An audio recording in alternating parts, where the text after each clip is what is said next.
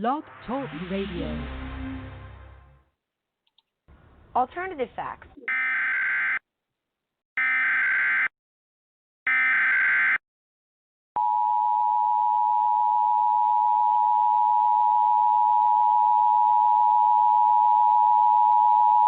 The following message is transmitted at the request of the United States government. At 12:07 a.m. Eastern Daylight Time, numerous unidentified objects of unknown intent and unknown origin were detected at high altitudes over multiple locations of Earth's outer space by the National Radio Astronomy Observatory, and these objects are presumed to be some form of controlled aircraft. It is not known if more of these aircraft will arrive, or if they will attempt entering Earth's atmosphere. United States citizens are encouraged to monitor local media outlets, as more updates will follow as information becomes available.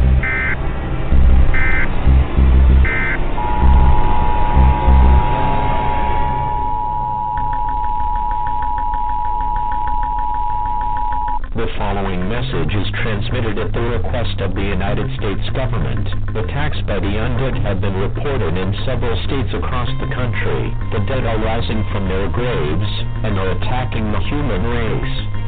At this time, it is expected that more attacks of this nature will occur in several other states in the next few hours.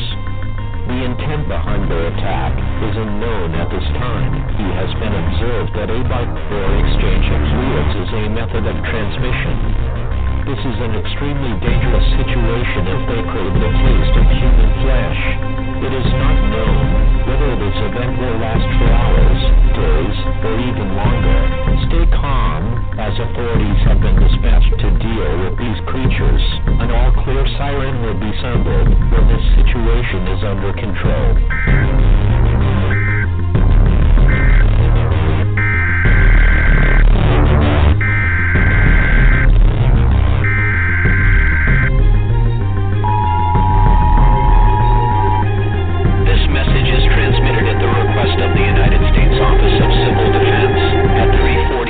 Pacific Standard Time, nor is detected a long-range nuclear missile launcher. This missile is believed to be headed in the direction of all residents within a 400-mile radius of this area should seek a fallout shelter immediately.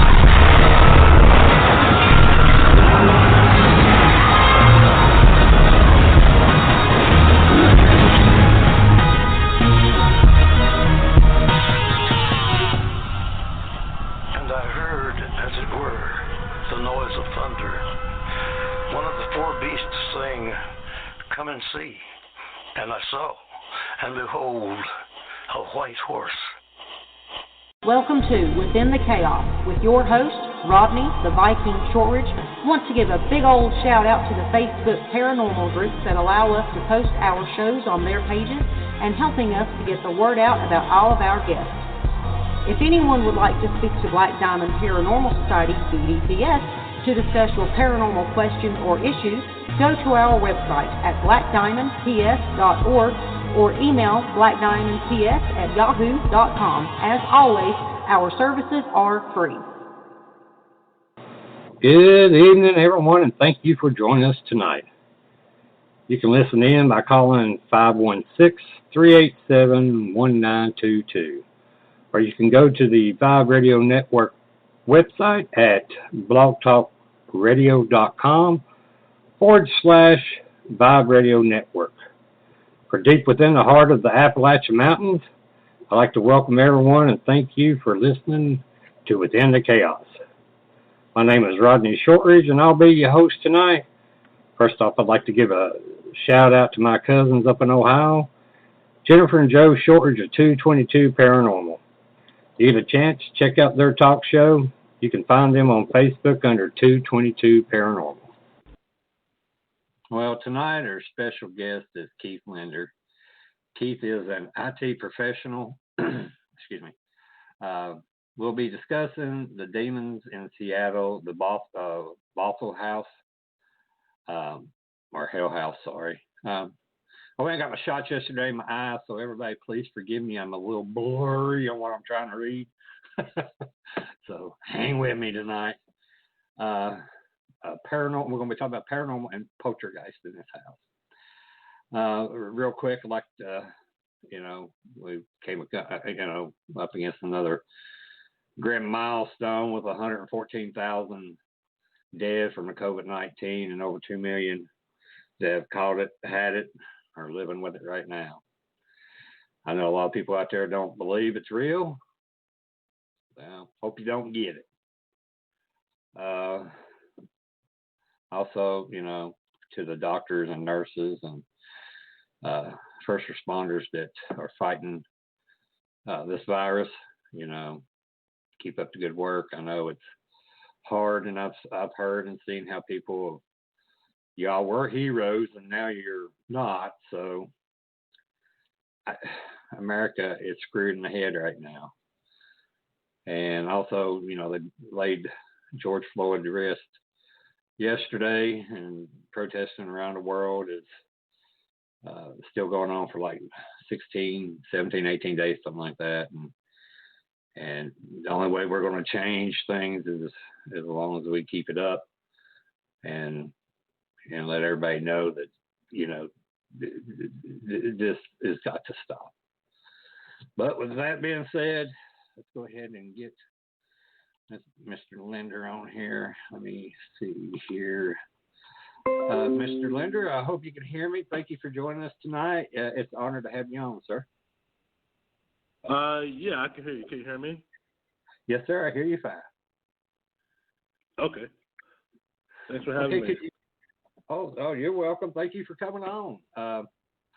Can you give us a little bit of information about yourself and what led down the path to this paranormal story and poltergeist story that you're getting ready to tell us tonight?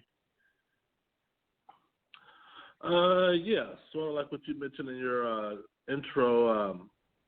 I'm an IT professional, have been for about 20, 25 years. I'm originally from Austin, Texas. Just always been in the technology, IT space. Moved to Seattle for a job at Microsoft, 2005. Big avid fisherman, love the outdoors, love to fish, and love the mountains. In 2012 was when I moved into the infamous house known as the Bothell Hell House, or Demons in Seattle, as it was called on Ghost Adventures. But me and my girlfriend moved in May 1st of 2012, and that's when all hell erupted. I was never in the paranormal or knew much of the paranormal before I moved in. We moved in together. We were together 2 years before moving in. I had my place, she had hers, and we thought it was a good idea. I had just gotten promoted, new job, new company, and it was near our 2-year anniversary as a couple, so it seemed like the right thing to do, and we moved into this new home. This home was built in 2005 in a suburb of Seattle, Bothell, Washington. 2-story home, single unit, 4-bedroom, 2.5 baths. I think it's 2,300 square feet, upstairs, downstairs. And weird things started happening almost on day one. The day we went to sign the papers to the home, get the keys, meet the homeowner. We heard a kid cough. As soon as he left, the homeowner left. Me and my girlfriend were sitting on the living room floor talking, just chit-chatting, getting a lay of the land, if you will. And I kid you not, in the middle of us talking, we heard a kid cough. And it was very loud, very real, because we both stopped and asked ourselves the question. Tina asked me, that's my girlfriend, my ex-girlfriend, And I asked her, did you hear that? Was that a kid cough? And I think we talked about it for like 5 minutes because the house is empty. We have no kids, by the way, no pets. The house is empty. And when I mean empty, it's empty. It's vacant. Doesn't even have power running through it. So you know how sound echoes in an empty home. Mm-hmm. So it was very real. It came from upstairs, one of the upstairs bedroom, but we did not go investigate it. We did not think ghost or poltergeist or spirit or anything because, number one, we were so happy to have this home. Number two, we had no knowledge of the animal. And then, so we just shrugged it off. And then 2 weeks later is when we saw the plant levitate. We're moved in now, and a plant levitates in front of us while we're watching TV. We're watching a movie on Netflix, sitting side by side like most couples do, and this 4-foot-tall plant that stands, it's a standing plant, by the entertainment center, just darts up in the air and does a 360-degree turn or spin, falls to the ground dead in front of us. And then we knew. Then the truth is self-evident. There's no explanation on Earth that can explain a plant or any object, for that matter, levitating and spinning a full circle, full circumference, and then falling back to the ground. In addition to the kid cough we heard, in addition to, by then we were experiencing missing objects. Also, we were experiencing objects appearing in the home that neither one of us owned. So we added it all up, and we went to Google to ask, meaning the internet, we asked, how can you tell your house is haunted? How can you tell if your house is haunted? And we fit the bill. Missing objects, teleportation, floating objects, phantom noises, kid cough. Even one website said kid cough. Phantom footsteps, objects appearing that neither one of you own, and we found a lot of kid toys spread out. You wake up in the morning, come down for a cup of coffee, and there are kid toys everywhere. So yeah, that was the precursor to the hell that we're about to experience. Oh, wow. So what else from the missing items and items being found? What did you decide to investigate?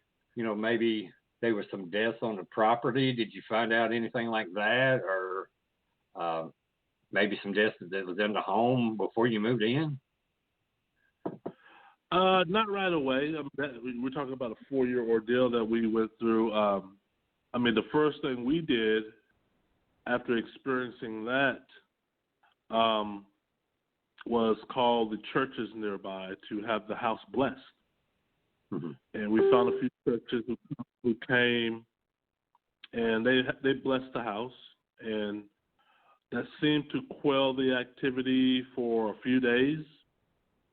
But mind you, after the few days is up, the activity returns, and it usually returned with something brand new, like coming downstairs and all your kitchen cabinet doors are open, loud bangs. Soon after we saw the plant levitate in front of us, every plant that Tina owned, I think she owned like 4 or 5 plants and pots and pottery, start being thrown. Imagine you're sitting on your couch just watching, I'm a big wrestler fan, so I was watching Monday Night Wrestling, and Tina's in the kitchen making dinner or something, and all of a sudden a plant that shoots from a room that neither one of us are in. And when I mean shoot, it flies across, between me and Tina, or in front of me, behind me, in front of Tina. And it travels pretty fast at remarkable speeds and crashes and obliterates on the wall. We didn't know what to make of that. That was kind of weird, kind of frightening. So we called more churches. We called more local people who we thought might be able to, everybody up to now is telling us, give it time. You got a kid ghost. These things would generally get bored. They would generally leave on their own. The only thing you have to do is be steadfast, and we were. But it seemed none of the things we were trying to do was working. And that was becoming an irritant, very frustrated. I did look to see if somebody had died in the home, but once again, this is a brand new home. I could find no death, in the home. I found previous tenants who lived in the home, but I could never track them down. I mean, they lived in the home a year, 2, 3, 4, 5 years before we got there, so the trail grew cold on trying to find them. But eventually I did find one family who lived in the home 5 years before we did, a husband and wife. I talked to the wife, the mom. They had 3 kids. And they confirmed what we were experiencing. They confirmed that they themselves had activity. They didn't call it activity. They just said the house was weird. The house was alive. And I remember the first thing the wife told me. She said, it was a living hell to live in that house. And she meant that. She said she became suicidal. She tried to commit suicide several times in the house. Her son at the time was a child. He became very ill. He developed a weird, if not one of the most rarest forms of meningitis. And he would always come to his mom and dad and tell them that he sees shadowy figures, which I don't know if you know in regards to poltergeist or demonic hauntings, that's generally what people say is, seeing shadowy figures always out the corner of their eye. And I could vouch for what he was telling his mom because I had seen them too. At that time when I caught up with her, I was seeing the shadowy figures primarily in the hallway, primarily outside my office door, foot of the bed. You glance towards the direction of the shadowy figure. It's gone. They peep around corners or peep around, the hallway, the door, the ceiling. And, you can't make sense of it. You really, your brain, your lifestyle, what makes you, what makes Keith, because I was 45 years old at the time, nothing prepares you for what you see. There's nothing that you've read previously that prepares you. And when you see it, your first instinct, and this was my first instinct, is to not believe it. You say, this can't. I must really be working overtime or something. This can't be real. This can't be happening. But it is. The spirits in our house are making it known that you are of interest to them. You are the one that they have chosen to engage, and they control when they don't want to engage anymore.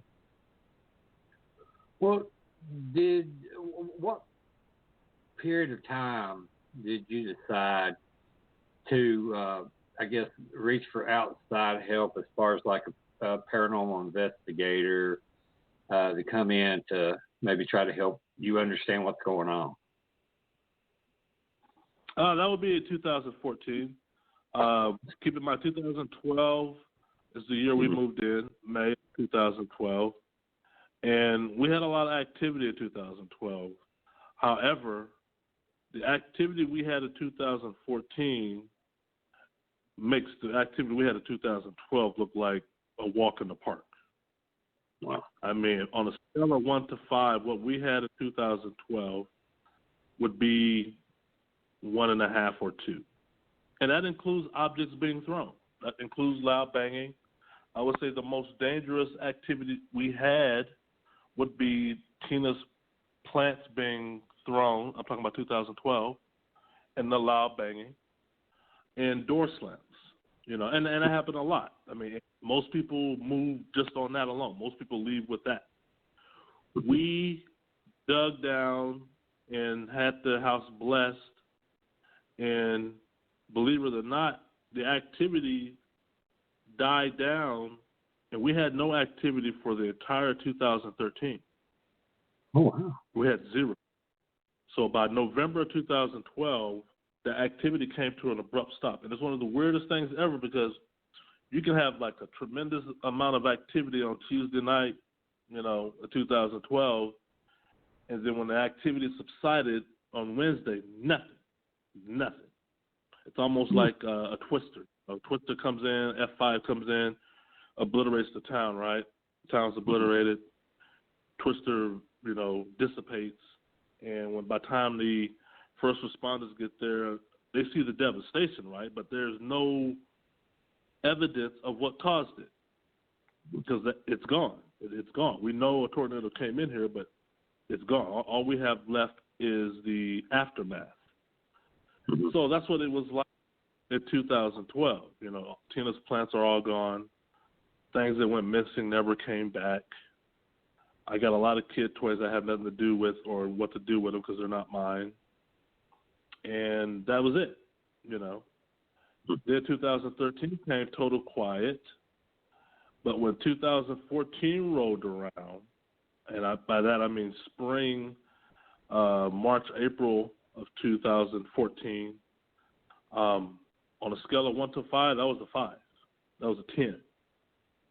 And the belief or the theory of it always comes back worse than before, I can vouch for that. It does. Everything this case is known for, or what your listeners might be familiar with, if they've heard about this case, I guarantee you came out of 2014.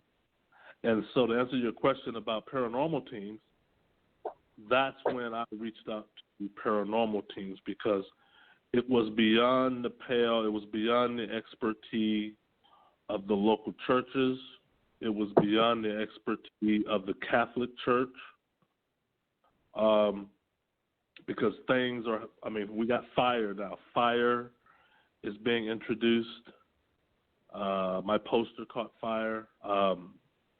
3 Bibles caught fire.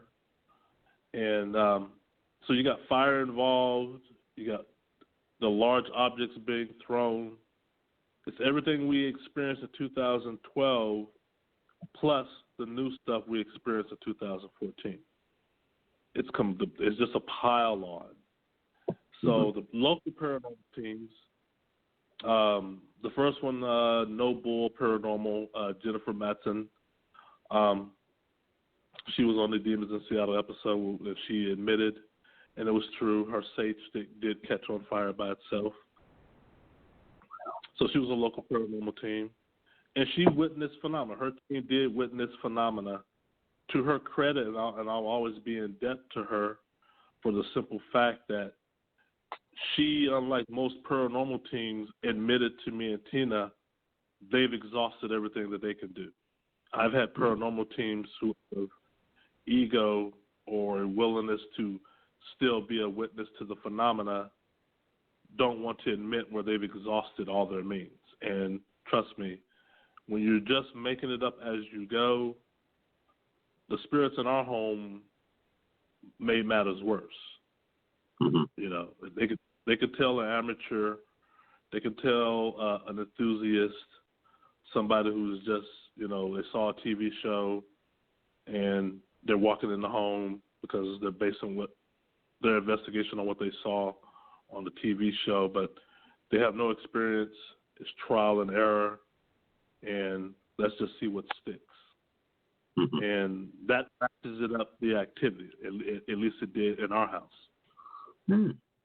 Well, have you set up, or had you at that time set up any camera equipment or audio equipment for yourself, either before or during or after any investigators came in to see if you could catch anything? Yeah, the IT in me, because like I said, go back to my IT background. Mm-hmm.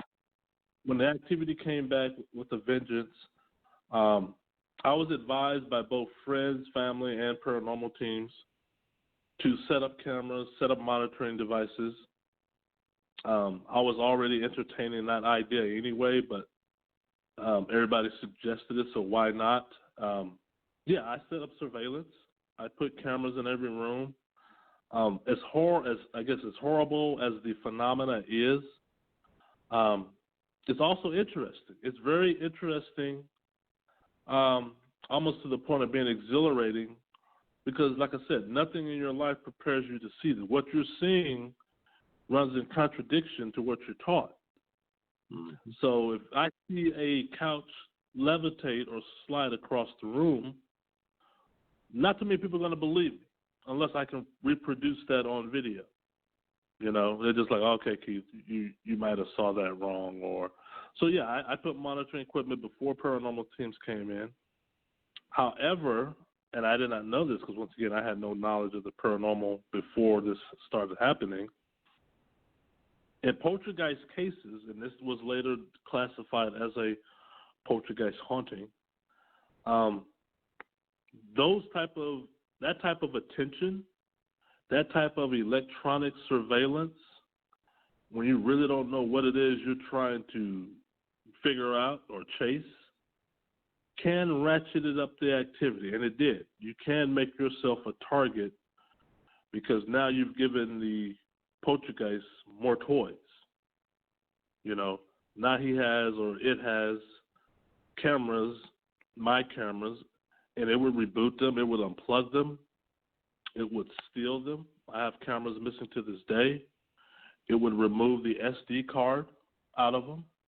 You know, I would get footage and know I got footage because my camera is on when I got home, and it's sent all kind of email alerts. So I'm ready to go to the SD card to retrieve 8 hours of video, and the SD card is gone. Now I left an SD card in there because when you can't press record on any camera device with a no SD card in it, it's not going to even let you try. It's going to first thing say, put a card in. So I get home, the SD card is missing.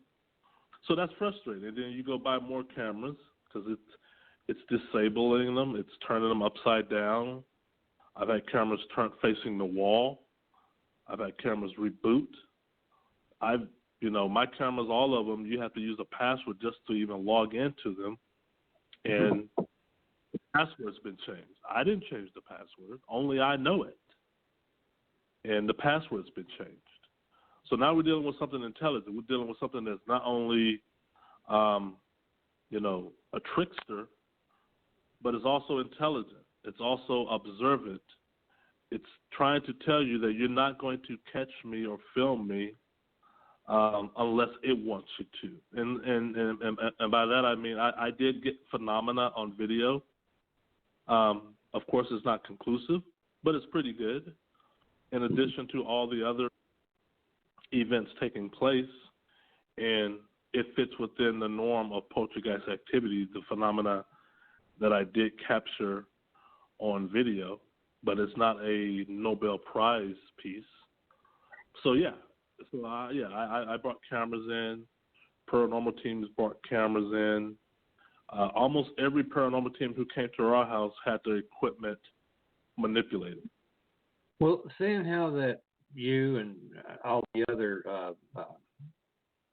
investigators, narrowed it down to being a poltergeist, what was everyone's technique to try to? I know it was hard to capture, like you was explaining, but what technique that you all used that did work to where you could figure out, okay, this is a poltergeist, or this is a demon, or a spirit, or or a shadow person?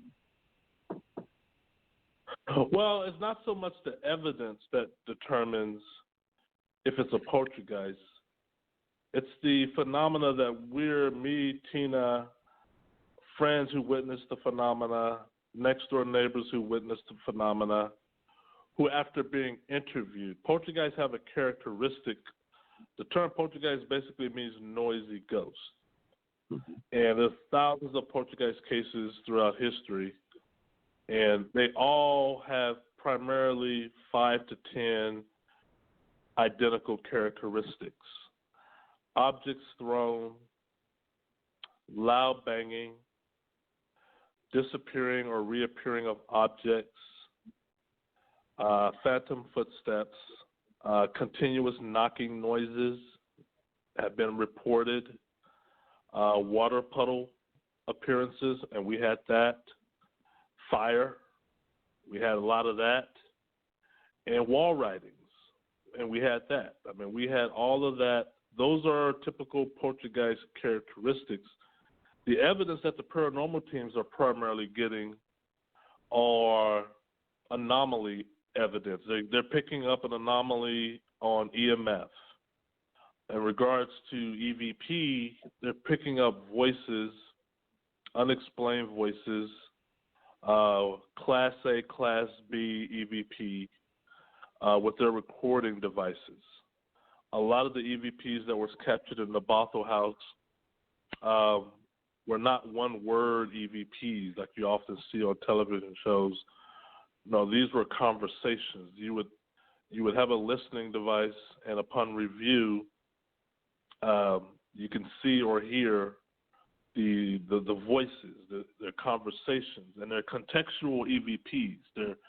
It's one spirit talking to another spirit about the investigators in the room, or about me, or about Tina, or about who I invited to the house, or about the equipment. Also, one camera did pick up the shadowy figures. Parapsychologist Steve Mera in his book and in documentary, Demons in Seattle Uncovered, which is free on YouTube, did pick up the shadowy figures that I was telling you about earlier that I saw, and that Rhonda's family or Rhonda's son saw. So, yeah, so you take their evidence, what they found, the voices, and keep in mind, the parapsychologist Steve Mera, coming out of the UK, and Don Phillips, captured over 424 EVPs. And these are Class A, Class B. That's not all they captured. That's all they counted in regards to anything below a Class B. They don't even regard it as an EVP because it's just too debatable.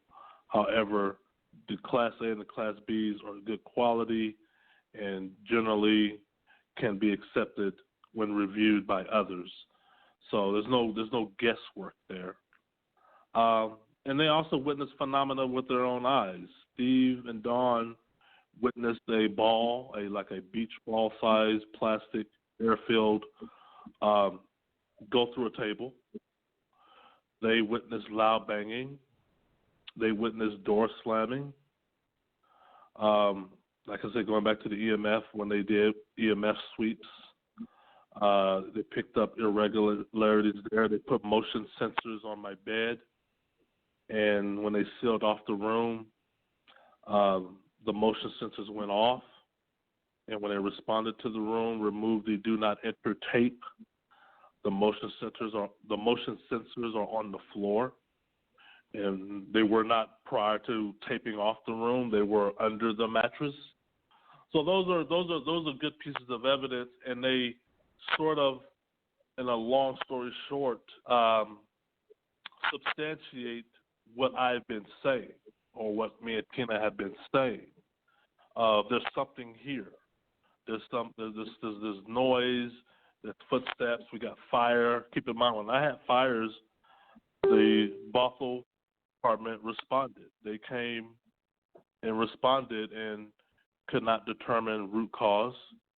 And that action or that activity in itself, including first responders arriving on the scene and unable to determine root cause, that fits within the norm of poltergeist-related activity. Now, also, in addition to poltergeist activity, you got to also understand that there are some out there who believe, and I'm one of them, especially now, is there's a thin line, very, very thin line, almost a dotted line, between poltergeist activity and demonic activity. You know, the activity being reported in both instances throughout history are almost identical. So what you went through, would you consider it a demonic or just a poltergeist? that was going on? I would say it's a definite poltergeist event with demonic elements attached to it. Because keep in mind, when you have an activity that long, and like I said, this is one theory out of many, there seems to be, when an activity like a house, a residential house like ours, where it becomes active for a period of time, and we're not even going to add in the previous tenants who had activity. We're just going to talk about mine. But if you add in that much activity over that period of time, it attracts other malevolent entities. It attracts other malevolent presence. You know, if I drop a lollipop on the sidewalk and walk away from it and come back to it 5 minutes later, I might see 1 or 2 ants there. Come back 30 minutes, I might see 20, 30, 100, 200. Come back an hour, 4 hours, I may see 1,000 or more. Okay? Until finally one day the lollipop is gone, and so are the ants. Spirits are the same way. Malevolent spirits are the same way.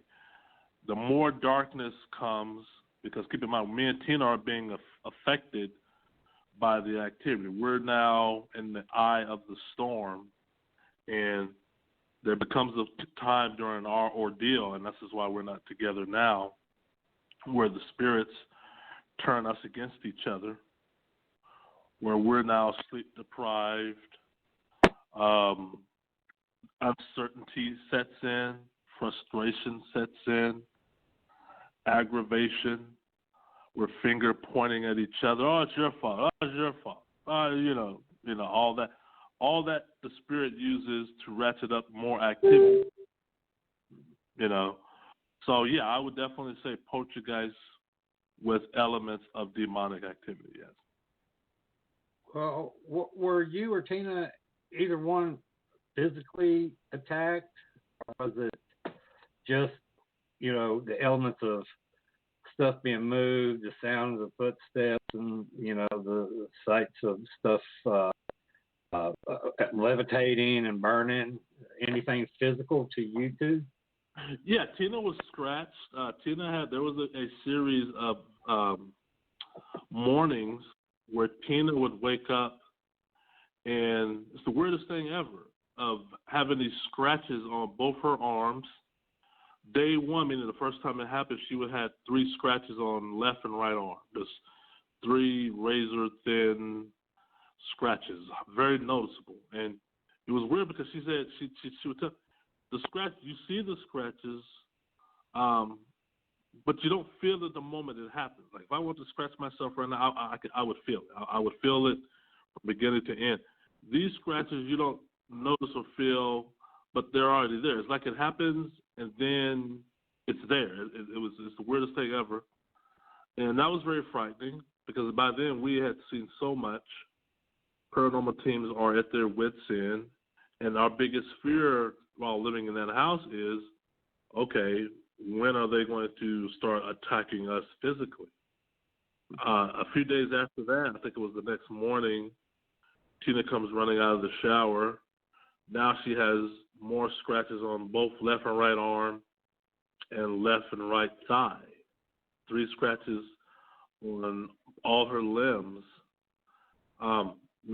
I was pushed down the stairs January 2nd, 2014, and tore my right patella tendon.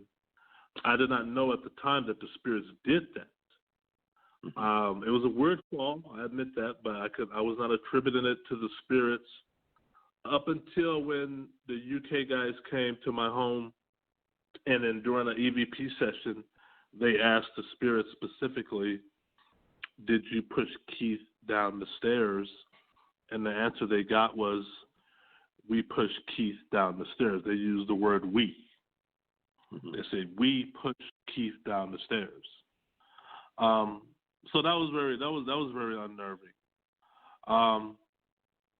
Even though it's not physical on me, I attribute the poster catching fire as a physical attack only because when the poster caught fire in my office, I was in the shower.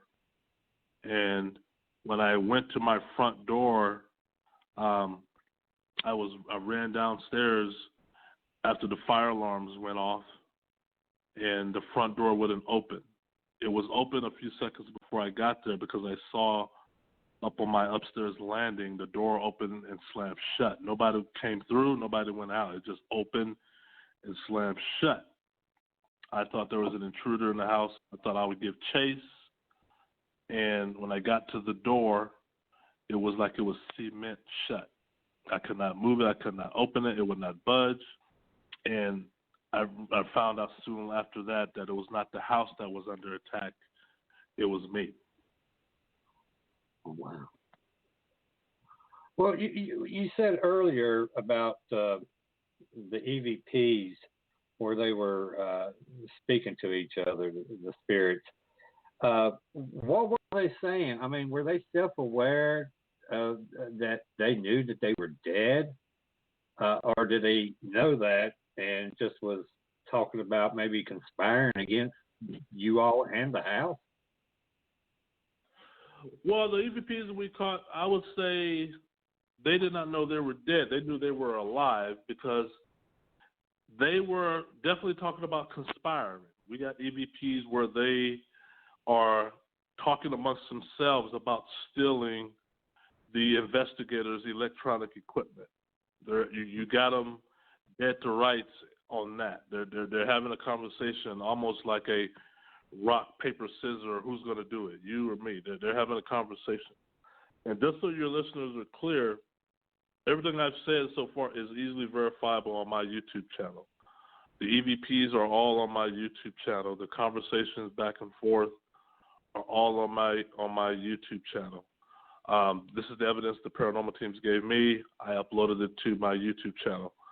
So, yeah, they're having conversations. I call them contextual EVPs because a majority, you always got the skeptics out there who tell you, it's background noise, it's pareidolia, it's radio signals, it's the International Space Station. They throw all that garbage at you when you present an EVP. Well, these EVPs are contextual because they're conversations. They're not one words. They're not something that doesn't fit the current event or what's happening in the room. I'm in a room with 5 investigators. They're setting up their equipment. They got listening devices that can hear a pin drop for over 1,000 yards. That's how sensitive their sound systems are.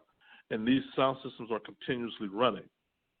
When they go review this, they pick up these voices, and these voices are not theirs. They're not mine. They're not the investigators. They're voices. They show up on the device or whatever audio analysis, and you hear them, and they're saying, it's a camera, it's a camera. Or one will say, hey, go and steal one of those. Hey, throw this. And then you hear a loud bang, and then you hear a voice say, you threw it too loud. So you have all these voices talking, male voices, primarily male, a few female, a few children voices. And, they're just talking like I'm talking to you. They're very intelligent. They seem to not care or don't know that they're being recorded. If I was an entity somewhat omnipotent, I probably wouldn't care either. I mean, what are you going to do to me, right? So they seem to not care. What they seem really interested in is why are we so interested in trying to catch them? It's weird. It's kind of unique. That seems to be their fascination. As okay, why are they interested in trying to find us? But yeah, there's tons of EVPs like that on my YouTube channel for your listeners to listen to. Okay. Well, how can they get to your YouTube channel? If you just type Keith, first name is Keith, space, and type L, Keith L. You're gonna find it relatively easy. I mean, I have over 500 videos now, from beginning to end. When this ordeal started to when paranormal teams came in and found evidence. And by paranormal teams, I mean the ones who came in after Ghost Adventures. And the difference between them and Ghost Adventures, and why Ghost Adventures, in case there's some Ghost Adventure lovers out there, as to why they found evidence and why Ghost Adventures didn't, is Ghost Adventures were only in the home 5 hours. I'm talking about Zach. They were only in the home 5 hours. And the paranormal team that did find evidence were in the house weeks. 2.5 weeks. Another paranormal were in the house 3.5 weeks. And they lived in the home. This is not, all the paranormal teams locally who visit the home where me and Tina live will always arrive and leave the same day. Nobody ever spent the night locally, which is kind of weird because you're local. But the paranormal teams who came from the East Coast or who came from the UK lived in the home, and they stayed in the home for weeks on out, And they probably investigated or spent 18 hours, 19 hours every day investigating, Wow, that's awesome. Well, did they find any evidence that maybe your home was maybe an open door or a portal? We found Native American records that point to a Native American burial ground. Keep in mind, some of the wall writings on the wall were in Native American language. Talking about the upside down man. I'm talking about the black oil. I don't know if you've seen those wall writings, those pictures. But that lent itself to Native American being at the upside down man drawn on my office wall means and it means a man has died or a man is about to die. People can Google this themselves. Bothell, Washington. Bothell, Washington was once, not too long ago, mid 1800s, was Native American. They were in mass population here, as well as the state of Washington, as well as Puget Sound. So you have that. The county records office, the paranormal teams, like I said, when you stay here a week or 2 or 3 weeks or 4 weeks, you can do investigations in the house, outside the house, under the house, and you can do investigations in City Hall and the county records office, and that's what these teams did.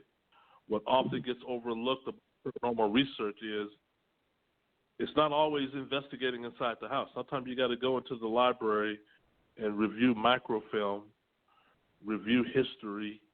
It's very long, it's very boring, it's very cumbersome. I did it. It's not fun. Looking at 8 hours microfilm is not fun, but you may get lucky. And we did. They did. We did find out that there once was a cabin right where that house was located. And that was interesting. It was built in the 1940s. We cannot get in contact with the occupants of that cabin. The trail grew cold, obviously. But it was just interesting. Out of all the 120-odd houses in that lot area, only my house had a cabin. But then you got to go back to Rhonda and the previous tenant. Rhonda told me, I'm talking about the previous tenant who I told you I met online, who told me about the house being haunted for them. She had dark elements as well. She was suicidal in the home. She did try to commit suicide 3 or 4 times. I was able to retrieve proof of that by getting all the 911 call records to the house, and I found that she was on the up and up. There were 4 suicide 911 calls made to Snohomish County, and her name is right there. It's plain as day. So, it's just a lot of dark elements surrounding the land in and around that house. Bothell, Washington. When people, after hearing this interview, go do their own search for Bothell, they'll see relatively quickly, and this is one of the things I was really critical of why Ghost Adventures just blatantly said on their episode, we can find no evidence of Native Americans in the area. That's just totally false. That's just malfeasance, in my opinion, because in today's age, each one of us can go Google that, and you go to the Bothell Library or the Bothell Chamber of Commerce or the Bothell Wiki page, and you will see it. It's plain as day that Native Americans were all over here. I'm talking about where my house was at and Bothell. And why they said that, I don't even, it just riddles my mind, because they said that more than once. And anybody can verify that easily by just typing in Bothell, Washington on the internet. What were the Ghost Adventurers like? I know where I've been in doing investigations for 12 years and stuff, I've heard a lot of not so nice things about those guys. I kind of hope you had a good experience with them, but what were they like to, for you? I know it was short-lived them being there to investigate, but the personality trait, was it more for show, or was it that they really were interested in the home? Well, I mean, when Ghost Adventures arrived, they arrived November, I believe, 2014, and they found us. We didn't find them. Mm-hmm. And my first initial reaction when I met Zach and the crew and they walked into the home, because they sent me and Tina their itinerary or their plan of action for investigating the home. And they said, there's two teams that arrive, A and B team. The B team arrives first, and they came on Monday, and they're going to be at the house Monday through Thursday. The B team is only going to be doing interviews, reenactments, and it's B for B-roll. There's a B-roll crew. They are no way doing any investigative work. That's not what they do. They got a show to do. Zach and his team arrive Thursday, and they're only going to be there 5 hours. So when I saw that in black and white on the sheet, I looked at Tina now, and that made me think, well, this is how much they care about this house, because 5 hours, you're not going to get nothing. 5 hours is nothing. By the time you set up equipment and get everybody settled and bring all your gear in, and that's a wrap. And so I was put off by that. And, so I think for them and how they portrayed us on the episode, I don't know if you ever saw that, but they left with no evidence, obviously. They left with no evidence. But the show or the episode made it look like me and Tina were exaggerating or we were faking it, only because they didn't get any evidence. They didn't catch us faking. They didn't catch a closet door full or closet room full of gallons of black paint or, accelerant or, Keith, why is this corner full of gasoline and accelerants and all that stuff? You've been setting fires lately? They didn't find none of that. They didn't, when we gave them the house, we left the house. They have to investigate the house, and it's part of their stick to have total access to the house, meaning y'all got to go bye-bye. And we did. We went bye-bye. Me and Tina left the house. It's all yours for 5 hours. So they can't say they caught us faking because we were not in the house. But they implied it in the episode. So yeah, I'm of the opinion of the bad experience people, because when I met them, I'll answer anybody's question anytime. And the questions that they ask themselves on the episode when you view it, they never put before me and Tina. They never asked us that. I would have asked it. You could have put a camera in my face and asked me, but why are you asking rhetorical questions in your studio that you could have asked me when you were right next to me? I mean, I stood right next to Zach. We stood right next to him in every room, and he did not ask me the questions that you see on the episode, like the skeptical questions. Like, he never said to me face to face, well, it looks like spray paint, because I would have told him, well, if you think it's spray paint, take some with you. Go have it tested. Go have it analyzed, get the ingredients or whatever. You're Zach, you can do that. And that's how you determine if something is spray paint or not. I mean, there are labs today that could tell you where that paint was made what store, what manufacturer, where it was sold, because they track all that stuff. I know. I work for a technology hardware company. All that stuff is tracked. People like a regular citizen doesn't know that, but all that stuff is cataloged and tracked. And so I was just put off by that, but people found me later who were familiar with the show, who were at their own run-ins with them, and we were all in agreement of saying, yeah, that's just, because keep in mind when the other teams came in, Nikki Novelli from the East Coast, Carissa Hartley, parapsychologist Steve Mara, Don Phillips, they came and they asked questions. They're trying to get to the root cause, to the truth. And the house occupant, what he or she says, helps the investigation. I told Ghost Adventures most of the time the activity happens during the daytime. Therefore, why are you conducting your investigation at night? When I tell you, because I'm trying to help you. I'm trying to help you be successful. So I'm telling you, because if I come and you say, hey, Keith, when does the activity happen the most? I say between 3 and 7 p.m. That's when you want to hold your investigation. Yeah. Not 12 a.m. to 5 a.m.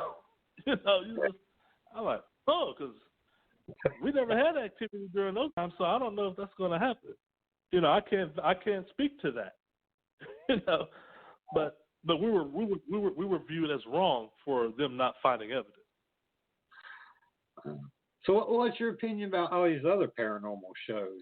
I'm sure you've watched, some of them, and you have any thoughts on those, how they conduct their investigations or get their evidence? I don't watch them. I just view them and I can say, because I'm saying this from the inside looking out. I'm not looking in. I've had paranormal teams in my home, so I know. I don't give much tutelage to them. I don't think their research is scientific. I've not, I've seen investigations done the good way, the good method, and it brings results. I think now the paranormal, meaning TV shows, everyone's trying to outdo the other. It's more personality than actual investigation, But if it's entertainment and if that's what you like, fine. I don't knock it.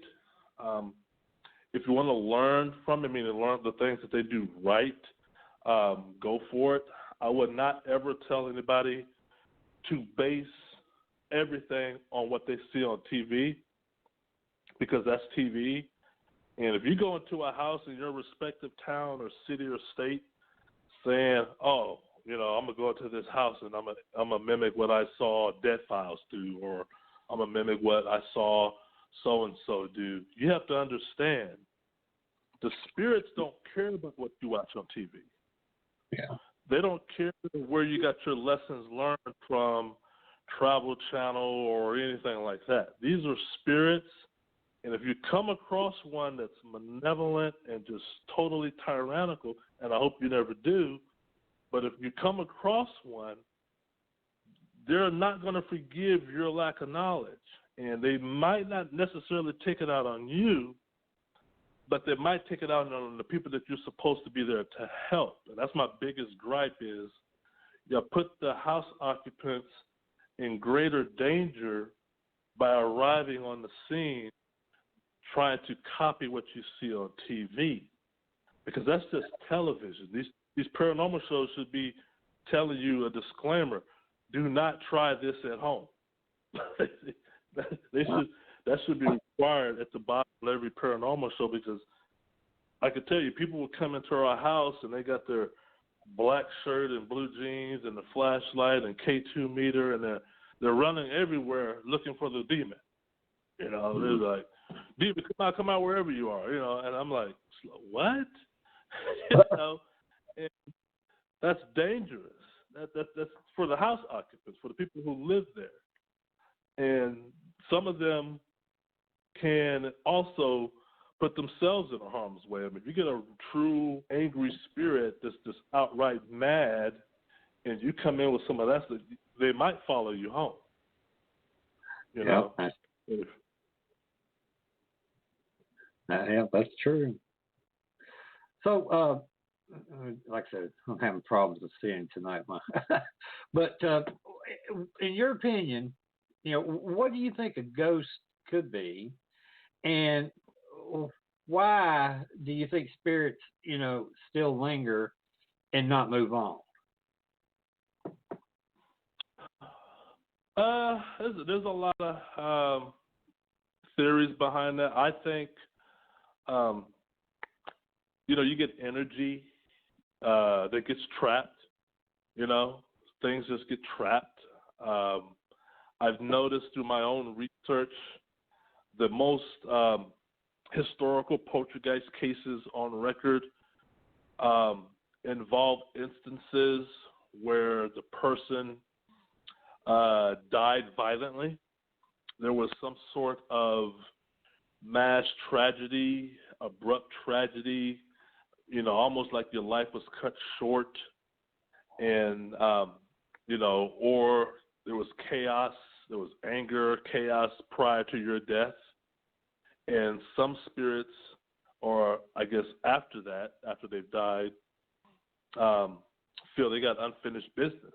It's almost like, if I haven't taken a city bus in a while, but I used to take the city bus back in the day, and I would, see the bus. You see the bus stop, and then you see the bus coming, right? And then you're like, oh, man, I got to run. I got to make this bus. Well, sometimes I would be within walking distance to where I can run and make the bus. Well, sometimes if I'm 200 yards away from the bus stop and I see the bus is 50 yards away, no amount of running is going to get me there in time. I'll just be getting there tired and exhausted, looking silly. So I would just let that bus go. And then when I would get to the bus stop, depending on when the next one came, I'm just lingering, right? I'm just sitting at the bus stop now. I missed my bus. But now what I'm going to do, I'm just sitting here waiting for the next one. I think some spirits sort of, they always say go into the light, look into the light. And I think some spirits just metaphorically miss that bus, miss that light. And some spirits are just mad. Some people, their energy is mad that they're dead. They don't want to accept the fact that they're dead. Or some were given injustice. A lot of the things we found about the Bothell House from those spirits is they were wronged in their previous life. They were wrong. The Native Americans were wrong in their previous life.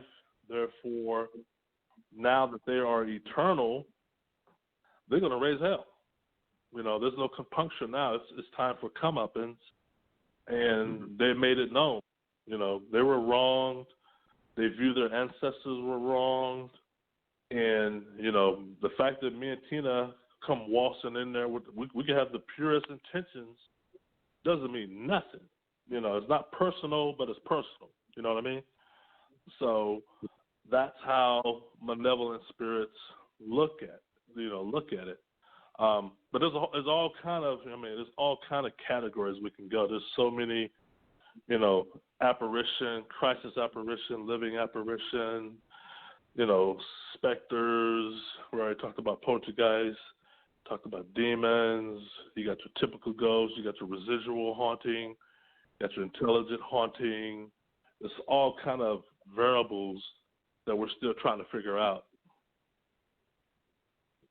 Well, I know we're Native Americans are very spiritual people, and it's all over the country.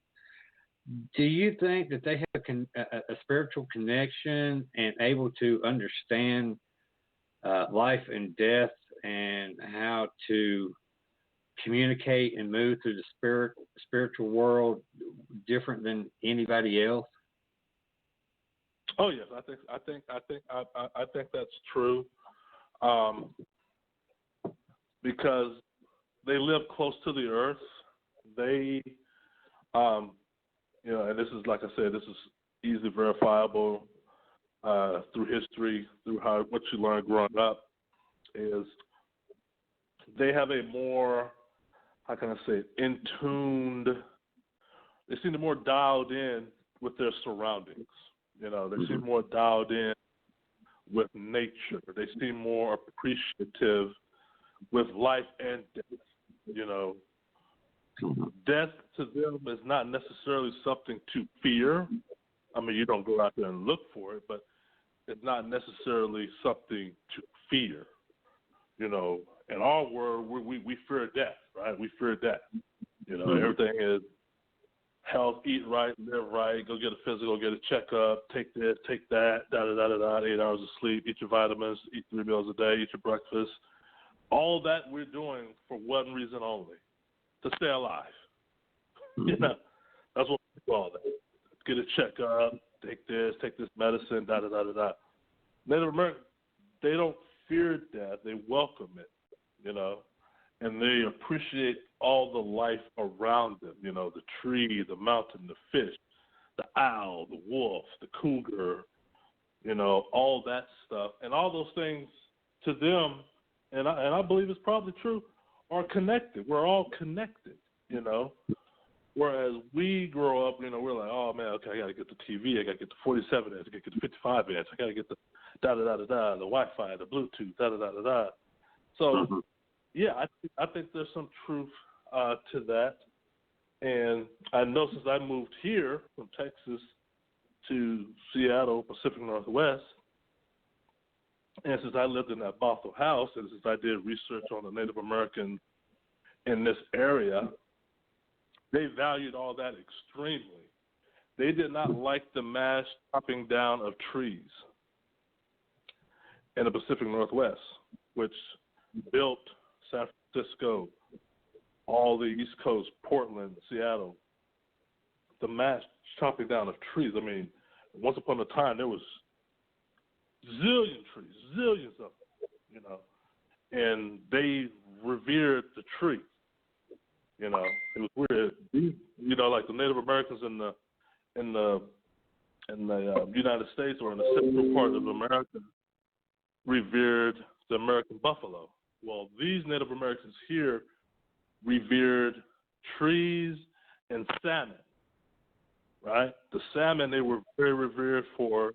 They drew it on pictography. It was on their clothing. It was on their teepee. It was on their houses. It was on their huts. It was on their canoe. It was on their boat. It was on their longhouse. So they revered that, the salmon, the orca. They loved the orca whale, the trees, all that stuff. And then it starts just being chopped down. And what do you do? How do you move trees downstream, or how do you move trees? Through the river. The rivers are flooded with trees because you're moving them down. Well, the salmon can't run. The salmon can't just, because the river is full of trees. There's trees going all the way down for miles to the warehouse. And they hated that. That's what I found out in my research. They hated that. So it became a war, became a faction, and all kind of hell broke loose. So the spirits that died through those wars, through smallpox, they, you know, now they're in the spirit world, and now they're giving their, you know, their paybacks, their vengeance. You know, they're avenging what was done when they were alive. Mm-hmm. Well, did any of the investigators or even yourself find out the names of any of the spirits that was in the home? Yeah. Go. It's called Ray. When you your listeners go type in Demons in Seattle space Ray. One of the spirits we found on EVP was Ray, and what's interesting is 2 paranormal teams discovered it. You know, normally you get a name during one paranormal investigation, like, yeah, okay, that might be Ray or something. But another paranormal team, independent of the other one, was getting rays as well inside the house and outside the house when they conducted EVP sessions. The name Ray. Now, who Ray is specifically, I don't know. He didn't give his last name, but it's about 45 minutes long on my YouTube channel that talks specifically about Ray. Because Ray is interesting. Ray is going back to that I was telling you earlier about the contextual EVPs and about the conversations. the person, how you know it's Ray is because there's another male voice telling Ray what to do. And you hear it. You hear him. Like I was telling you earlier, Ray, throw that. You know, Ray, unplug that. Ray, steal that. You know, and Ray, throw that. Boom! You threw that too hard. That, and that's what they captured. So, yeah, that's a good video to watch. Well, during the EVP sessions, did any of the researchers find like maybe different languages, seeing how they was, you know, at that time so many, well, Seattle has been known for a lot of different ethnicities in that area. Did they run across anybody that maybe, you know, Chinese or like I said, Irish? A lot of the EVPs. Yeah, a lot of the EVPs came back with Irish accents. Huh. Okay. You know, like I said, once again makes it interesting because now you can go back into history to confirm that. You know, you get a lot of EVPs with Irish accents. The next thing you need to do is go find out, okay, well, the Irish people live in Bothell. And we found out, yeah. And once again, that's easily verifiable. That's not something I can tell you. You can also do that your own research and say, yeah, okay, back in the 1800s, yeah, Irish people made up 40% of the population or 60%, you know, because they migrated from Ireland.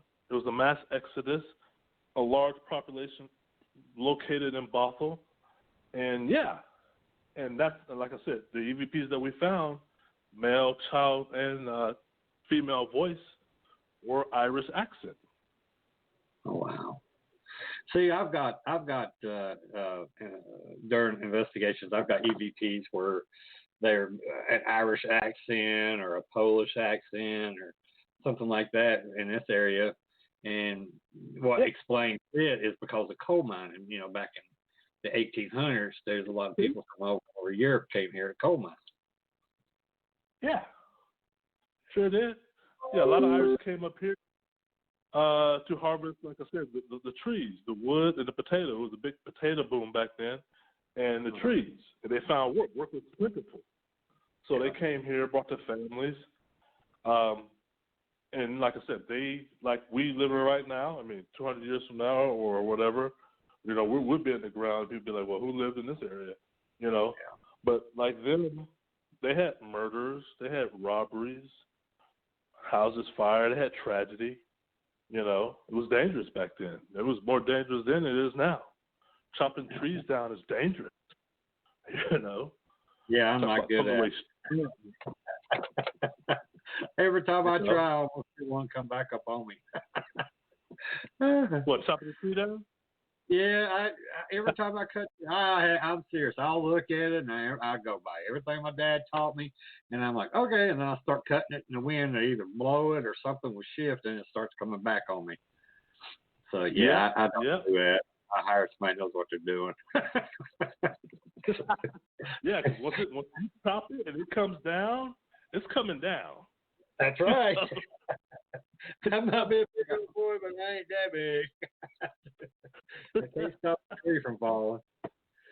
Well, have you, with all the stuff that's went on at the house, was you ever afraid? Was you like one time that's like, hey, I can't take this no more. I'm getting the hell out of here. Yeah, we have. Yeah, I mean, I had so many of those moments. Yeah, the post caught fire. That was almost a bridge too far. You know, just the loud banging. I mean, when objects are thrown at you, I've had a chef knife thrown at me. A chef knife. Oh my gosh. And I mean, it comes within inches of you. I've had glass candles thrown at me, and yeah, I mean, it's frightening. What frightens you the most is it just comes out of nowhere. There's no precursor. There's no hint of it about to happen. You know, I could be channel sitting on my couch with my remote control in my hand, right, and I'm just looking for the next movie to watch, and all of a sudden something just zooms by me and misses me by an inch, and it's a pottery, it's a glass vase, you know, and there was no precursor, no warning, and it just misses you by centimeters. You know, the chef knife lodged in the wall. The other time it obliterated upon impact. And this is a knife that we had in our kitchen that I used to chop up, you know, fruit, vegetable, meat, whatever. And now it's being thrown at me. So, yeah, some nights, I mean, I don't want to paint a rosy picture because some nights we did have to sleep in hotels. Some nights we did have to, you know, I traveled on business. I would love to go on business trips when living in the Bothell House because that would give me a week from hell. Right. I would be a week away. Tina would stay at a friend's house.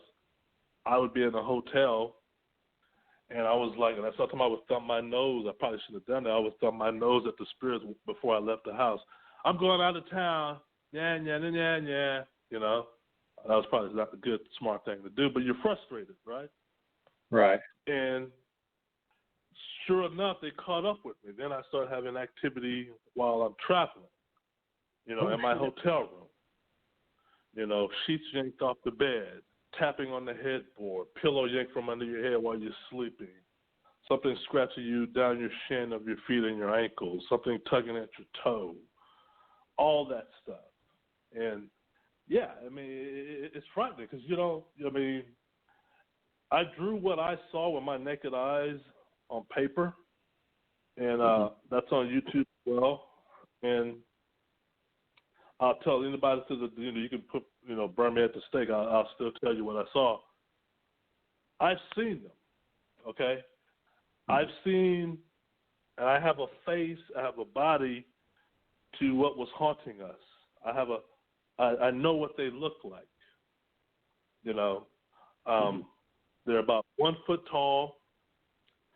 The closest comparison I can give you to them is that 1980s movie Gremlins. Remember Gremlins? Yes. Mm-hmm. They look like that. Not the good one. They look like the bad one. Right. And they're very coy, sneaky, stealth-like. But there's a lot of them. Oh, man, it's a lot of them. A lot of them. And they have no sympathy, you know, and they're very patient. They're very patient. You know, I'm still dealing with them to this day. They're very patient, you know, because time is of no consequence to them. You know, if you're eternal, what's time? What's an hour? What's 2 hours? What's 20 years? What's 30 years? It's nothing to them.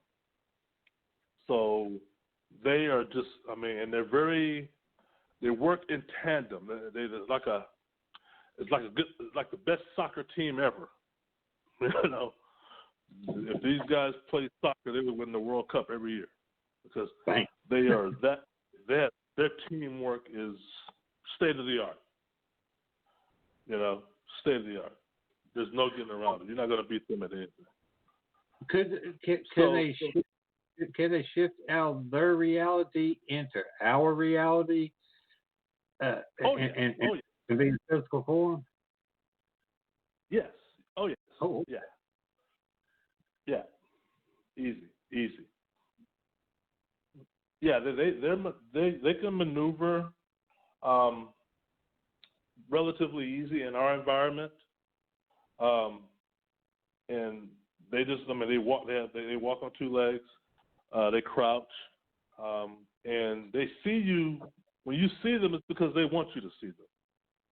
You know, you're not getting lucky. It's not like they made a mistake. Like, oh, Keith saw me. Oh man, guys, he knows how we look like. You know, it's not. Yeah, it's not like that. It's not like. It's got to be on their terms. When you see them, it's on their terms. You know, I can tell you every time I saw them, something's about to go down. It could be an hour from now. It's going to be a rough night. I used to go tell Tina after I see her, like, hey, I just saw one. They're up. We're not going to get any sleep tonight. We might want to go. We might want to, you know, do something. Because when you see them, that means they're up. That means they're, hey, we're up, buddy. We're forming. Yeah. Uh-huh. So, yeah. Well, when you talked about you being out of town and Tina being at a friend's house, while you were gone, did they do anything to the house? Was there any type of destruction because they were pissed off that you all were gone, or just everything was just quiet until you all came back and then they gave help?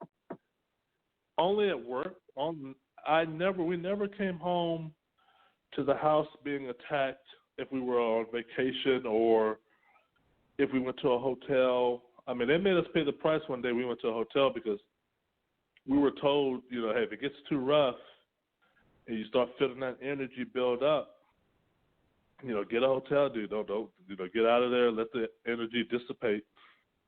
And I would work for a couple of times. Then they finally caught wind of that. And we would have car problems, or the car wouldn't start in the driveway, or one of our keys would go missing. Or you get to the hotel and you're trying to pay by credit card and your car's not running. You're having all kind of card issues about using your third credit card, and it's like, oh man, really? So stuff like that, because they want you to pay the price. Like, hey, no, don't get too far ahead of us.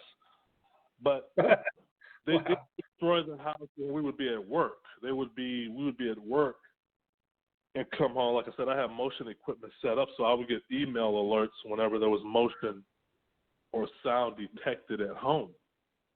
And I had ADT security installed to where I immediately ruled out home intruder or home invasion because my ADT security was spot on, And I would get home and it looked like a tornado ran through.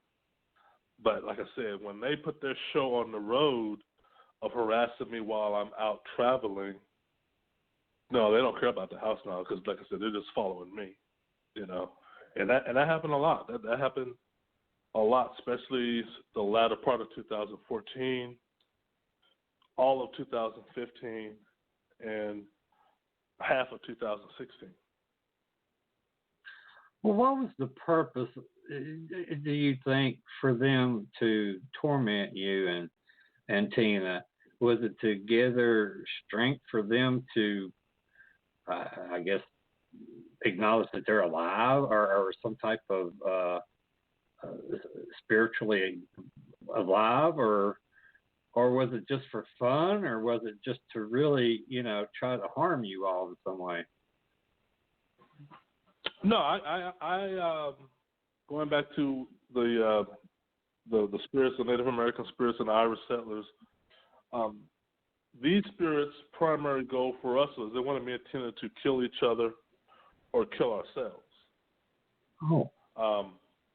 I know that because Rhonda and her family had the same instances while living in the home, and I talk about this in my book 1, The Bothell Hell House, and my second book, because Rhonda she's not alive anymore. She finally successfully committed suicide after moving out of the Bothell house.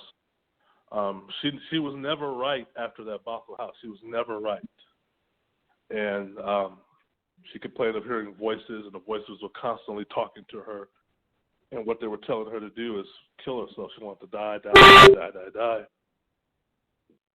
So. And then, like I said, they wanted me.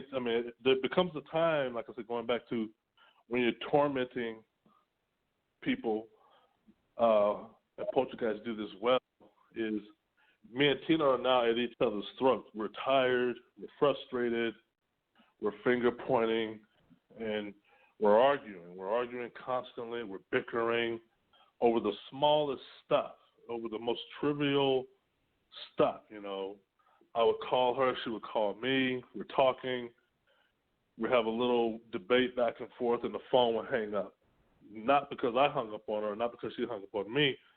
The phone would just hang up, and I would call back to her, and I get voicemail. She would call back to me and get voicemail. I would get home hours later, why did you hang up on me? I'm like, I didn't hang up on you, you hung up on me. No, I tried to call you back. No, you didn't. I have no call from you. I called you right back and got your voicemail. And I would show her on my phone, and I have no missed calls from her, and vice versa, because her phone calls are going to them, and my phone calls are going to them. That's the only way I can explain it. If you get my voicemail, I should have a missed call from you. Right. And that happened a lot, and it took me a while to catch on, because then when I caught on, I told Tina, we can't have fights in the house anymore. Matter of fact, we can't even have a disagreement, because sometimes we would have disagreements, and a plate go flying, object will levitate, lights will flicker off and on, door slam, or the day we have an argument and we're not talking to each other for a couple of days because we're mad, giving each other the cold shoulder. And, I'm over here watching TV downstairs. She's upstairs and things are flying all around me. I go upstairs. Did you hear that? Did you hear that? No. Because she's mad. She don't want to talk to me. I'm like, yeah, something just flew. And, I said, no. Sucks to be you. Your problem, not mine. And vice versa. So, I think they really wanted us at each other's throats, because that feeds them. That feeds them, and if they can do that, that would be a major accomplishment. A major, because in their mind, nobody's going to have peace in this house unless we want them to. And Rhonda's son got sick, and I remember she told me that they never understood why he got sick, and he was near death. He had meningitis. He was almost gone. I went and looked at her Facebook wall the year she was living in the house during that episode, and it was dark. It was a dark wall. She had a dark Facebook wall of all her status updates. She would write on her wall, pray for me. I don't think I'm going to wake up in the morning. This might be my last time signing on. And I was like, man, I know exactly where she's coming from. So you think they got it was getting power from people's deaths and trying to get you all to hurt yourselves or hurt each other? To get us to hurt each other, hurt each other, domestic violence, scratching each other, fighting, cursing, screaming, slamming doors, yelling. Yeah, they love that stuff. That's the snake in the garden. Yeah. Well, how would you say, with all this that's happened, how would you say it shaped your life now? How it's changed your life? I was a spiritual person before this happened. I was always spiritual, not overly religious. I'm not what you call an over-religious guy, but I was raised in the church as a kid. I'm from Texas, and I was raised in the church, Christian, Southern Baptist.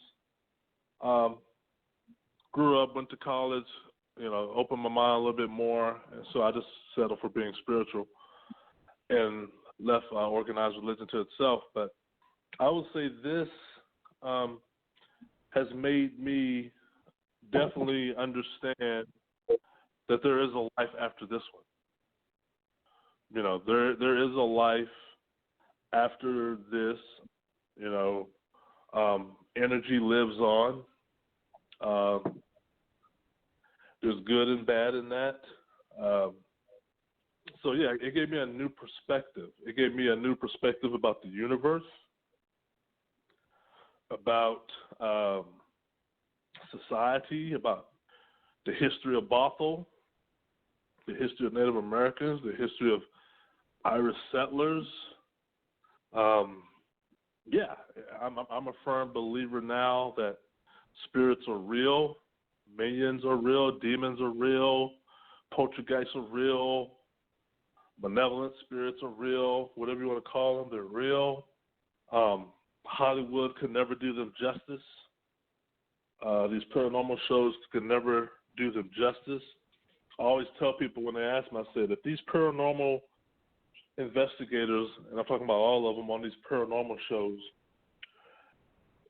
had ever really if they ever really ran into a demon like the ones I saw, if they ever just so much as come in contact with one, they would not be nowhere near as cavalier as they are on TV. Mm-hmm. Mm-hmm. That's true. They would not be dancing around. They would not be saying, come out wherever you are. Better cut that out, or else what? Or else what? Really? Because, trust me, what I've seen haunting me, Tina, and what I've read about other poltergeist cases that make mine look like a walk in the park. You know, the Bell Witch, every time I read about the Bell Witch, I just like, oh, man. I don't know if you studied that case. Oh, yeah. But, yeah, that's down Tennessee. That's not too far from Virginia. I've always wanted to go there, but I don't know. There's just something about it that kind of keeps me away. It's like I'm interested, but I don't want to cross that line. Does that make sense? Oh, yeah, I'm the same way. I have family in Tennessee. I could very get there easily from where my family lives, but I just know, having been in contact, I don't know, something might be dormant there that you wake up, and I just read that story and the hell and the spirit that talked to that family. We heard voices, but we never had a conversation with our spirit, thank God. That spirit was on first basis with everyone. It predicted John Bell Sr.'s death. It admitted to killing him. Mm-hmm. It tormented everybody tremendously. And it left and came back and predicted when it would come back. It said, I would be gone. I think it was 6 years, and it came back to the day. Mm-hmm. You know, and then the shadowy figures they saw in the woods or in the cornfield that John Bell took a shot at. See, I know all that. I can read that and know that's real. That's real. He saw an animal that looked like half dog, half rabbit or something. You know, had a rabbit of a head on a dog's body. I know that. I believe that. I've seen that. You know, so I know that these paranormal teams don't want that in their life. They don't want that. They don't really believe whatever it is they're pushing, because if you knew that was a possibility, you would not be that cavalier. I just don't believe you'll be that bodacious. I don't say you don't have to be an investigator. You can be an investigator. There are firefighters who are firefighters, but they run into burning buildings, but they don't be stupid and run into a burning building. Right. You know, yeah, they right. respect the burning building. They respect it. Mm-hmm. And so yeah. Well, I ask you a couple more before I let you go, and I appreciate you coming on the show. But did you have any like psychics, maybe come in and deal with the situation, or give you any heads up before you might have went down the avenue of paranormal investigators? So the psychics came with them. Donfield, well, he's not a psychic. He's sort of a catalyst or a medium. Mm-hmm. No psychic locally. I can't remember if a psychic came to the home locally. I think a few did. Yeah, a few did. The only thing they could confirm is there's a presence here. All psychics are not created equal. We've had some fakeries in our house, in our midst. I won't name them, but they were fakeries. But most said there's something here. The sincere ones would say, we tried. We think we got a few of them out of here. But boy, Keith and Tina, y'all got a lot of them here. And they would always tell us that. Every medium or psychic would tell us that you got a lot of them here, a lot of them. And it's going to take some time. It's going to take. They feel this house, this land, this area, it belongs to them. So we think in 2D or dimensional terms of, this is my four walls and ceiling. This is my establishment. No, they don't even see that. There's much more to this area that's being occupied than what me and Tina are occupying. Y'all just came here and turned up some soil and laid down some concrete and put a house here. No, we got all this. So yeah, a few came in and they tried. Some gave it their best shot and tried. Well, Keith, like I said, I appreciate you coming on the show. What's your plans for the rest of 2020? You got any other, any projects that you'll be working on for anything for the house? And, also, do you have a website or something where people can get in contact with you if they've got any thoughts or comments or just want to, ask you maybe some questions I didn't get to ask? Yeah, so good question. Yeah, so I'm working on book 3. Book 3 is it's going to be out the end of this year. I guess the benefit of COVID and my job allowed me to work from home, and the state of Washington was under a shutdown, but we're slowly coming back out of it. I'm way ahead of schedule on book 3. I'm gonna try to get it out by November, December this year. And it's not going to be nonfiction. It's going to be a Poltergeist book, but it's going to deal with the physics of it, the mechanics of it, the how-to, if you will, of it. How do objects levitate? How do they make objects penetrate walls? Science says that's theoretically possible.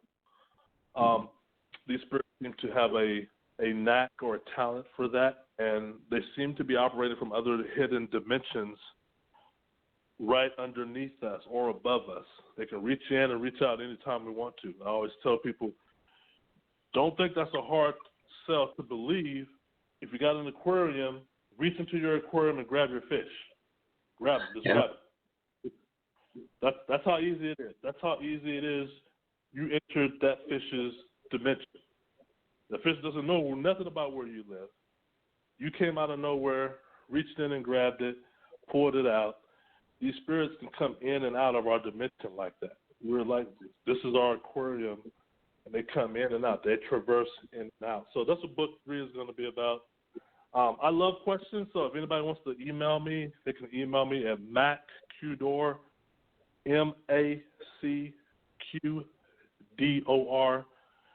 That's a D as in David, DOR 2 at gmail.com. MacQDor2 at gmail.com. I just talked about the YouTube channel, and the website is Demons in Seattle, one word, demonsinseattle.com. Well, Keith, like I said, I appreciate you, coming on the show and sharing, your experiences and your thoughts. And I hope you're either, if you're still living in the home, I hope you're safe. If you're not in the home anymore. I moved out. Yeah, moved out just 4 years ago. Thank God. Okay. Well, I hope they didn't follow you and you're safe and not having to deal with this no more. Well, it's kind of like an old girlfriend, you're just like, I can move all the way across the country, but I wake up and she's always there. Oh, yeah, they know how to follow you, don't they? They know how to follow you, yeah. It's like, I still love you, baby. What did you leave me for? What? Shit, you followed me? Fatal attraction. Oh, yeah. Fatal attraction. Oh, yeah. Oh. Those are the scary ones, man. They scare me. but again, thank you so much. And anytime you want to come back on, doors always open. Just, give me a holler, and we'll get you back in case there's something we missed or something else you want to talk about. Because I'm one of these big mouth guys. I'll sit and talk about anything, anytime. Okay. Hey, I'll send you the link to the documentary. Have you seen the documentary? No, I haven't seen it yet. Okay, I'll send you the link into our chat box today. Watch that 1.5-hour documentary. It's good. You'll like it.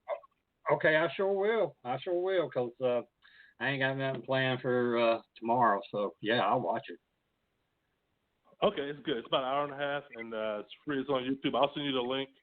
That's for anybody listening. Demons in Seattle Uncovered. So, yeah, I'll send it to you tonight. Okay, and when I post this to YouTube, I'll add that link to it, and then I'll add it to all my other sites too. Okay, sounds good. Perfect. Appreciate it again. You have a good night. Have a great weekend. And I know Father's Day is coming up, and I don't know if you're a father, but happy Father's Day. So take care and keep them gremlins on your side of the country. I'll try. Thank you. Thank you, bud. Have a good one. Okay, have a good one. Good night. Okay, good night. Bye-bye. Well, again, I want to thank Keith for coming on the show. Nothing but respect for what the man's went through, him and his ex-girlfriend, Tina. Like I said, he's welcome to come back anytime. But for next Thursday night, June 18th, will be author, researcher, and podcaster Ben Emlyn Jones. I hope I didn't mess that up. You all know how I am with names. I suck. But that was a great interview, man. That's kind of got me a little spooked up. But, everybody have a great weekend. And, again, a lot of stuff going on in the world. Everybody, look after your brother and sister, your neighbor, your mama, papa, mom and dad. Just try to take care of each other a little bit better than what we have in the past. I don't know, forever. Well, everybody have a good one. That's it for us tonight. I want to thank everyone that took the time to listen in. I'd like to give a big shout out to the Vibe Radio Network and to Ryan for putting up with us. Also to all the first responders and our men and women in the armed services. Thank you for your service and the sacrifices that you and your families make every day to keep our great nation safe. Tune in next week to another exciting show starting at 10 p.m. Eastern Standard Time. Everyone can go to our Facebook page Within the Chaos, and don't forget to like our page to see upcoming guests along with past shows, postings, or you can also go to my website at www.blackdiamondps.org or blogtalkradio.com/Vibe Radio Network. Also, we have a YouTube channel, so go to YouTube, look up Within the Chaos for past shows. Thanks again. Until next week, everyone have a safe weekend and have a good night. And love you all. Be careful out there.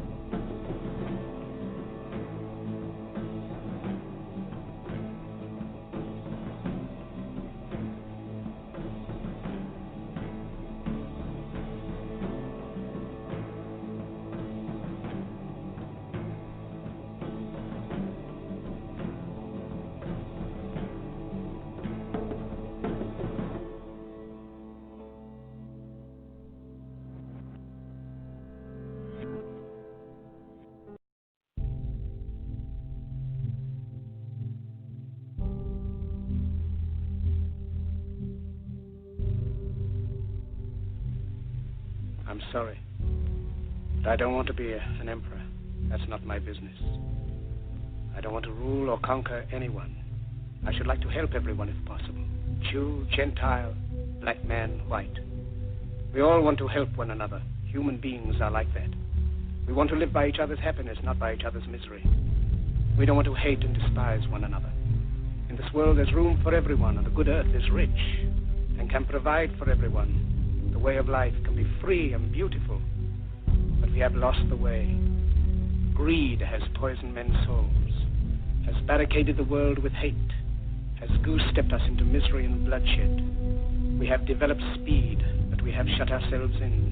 Machinery that gives abundance has left us in want. Our knowledge has made us cynical, our cleverness hard and unkind. We think too much and feel too little. More than machinery, we need humanity. More than cleverness, we need kindness and gentleness. Without these qualities, life will be violent, and all will be lost. The aeroplane and the radio have brought us closer together. The very nature of these inventions cries out for the goodness in men. cries out for universal brotherhood, for the unity of us all. Even now, my voice is reaching millions throughout the world. Millions of despairing men, women, and little children. Victims of a system that makes men torture and imprison innocent people. To those who can hear me, I say, do not despair. The misery that is now upon us is but the passing of greed, the bitterness of men who fear the way of human progress. The hate of men will pass, and dictators die, and the power they took from the people will return to the people.